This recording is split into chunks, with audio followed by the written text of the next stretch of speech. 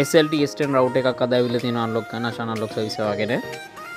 එයාට රවුටර් එක permanent unlock කරලා දුන්නා. රවුටර් එක රීසෙට් කරන්න පුළුවන්, අප්ඩේට් එකක් આવත් කන්ෆිගර් කරන්න පුළුවන්, ආයෙත් රීලොක් වෙන්නේ නැහැ. ඒ වගේම ඔයාලගේ රවුටර්ස් අන්ලොක් කරගන්න තියෙනම් මම සම්බන්ධ කරගන්න 071 255 63 රවුටර් එක ගියන් අන්ලොක් කරගන්නත් පුළුවන්, රිමෝට් එක අන්ලොක් කරන්නත් පුළුවන්.